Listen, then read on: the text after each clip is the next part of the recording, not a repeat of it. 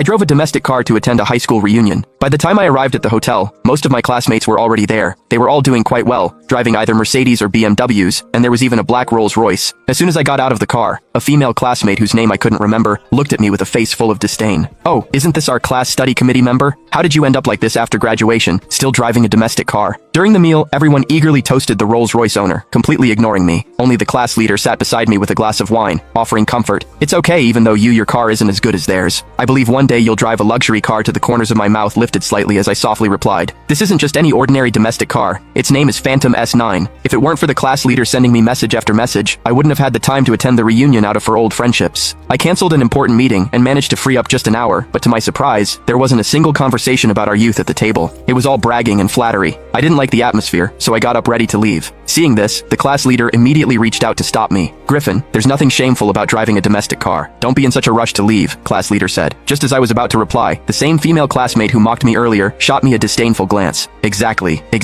It's been so many years since we've seen each other. Don't you want to catch up with everyone? But judging by the looks of it, it seems no one's really eager to talk to you. In the end, the female classmate burst out laughing. I looked up at her and spoke coldly. "No need. I only came this time out of respect for the class leader in the future. Don't bother inviting me to such pointless gatherings." As soon as I finished speaking, Malcolm, who was surrounded by everyone like the center of attention, suddenly stood up. "Griffin, what do you mean by that? Are you saying we're not worthy of dining with you?" Malcolm had clearly twisted the meaning of my words on purpose, but the people around didn't see it that way. "Oh, driving a cheap domestic car and still looking down on others before coming. I thought the top students like you were something amazing, but it turns out you're nothing special. What's the use of good grades after graduation? You still end up as just a civil servant." A civil servant. Well, she was not entirely wrong. All public officials in the country could indeed be classified as civil servants. "Griffin, I think you're just upset because you feel ignored, and now you're making excuses to leave. People are naturally divided into different ranks. So what if your grades are great? In the end, you're still just a lowly civil servant." I just wanted to leave this place quickly, but Malcolm's comment unexpectedly stirred up collective anger. "Everyone, I truly apologize for today, but I have an important meeting to attend shortly. Well, today's meal is on me. Feel free to eat and drink whatever you like. Have the restaurant send me the invoice later." As I reached out to grab my coat, a seductive figure blocked my path. "Oh, acting like a big shot when you don't have the money. This meal will cost at least thousands of dollars. Can you even afford it with that measly salary of yours?" She was dressed in a fiery red dress. Her lipstick just stripped really bright, but the overwhelming scent of her perfume was unbearable, and I couldn't help but sneeze several times in a row. "Griffin, what's with that look in your eyes? Don't you remember me?" I carefully studied her for a moment before shaking my head. "Sorry, I've met too many people over the past few years. I guess I'm bad at remembering faces." The truth was, I had absolutely no idea who she was. She raised an eyebrow and let out a mocking laugh, saying, "Griffin, don't play this whole hard-to-get act with me. You chased me for 3 whole years back in high school." The moment she finished speaking, a familiar image surfaced in my mind. Front of me was far different from how she looked in high school. I hesitated for a moment before asking cautiously,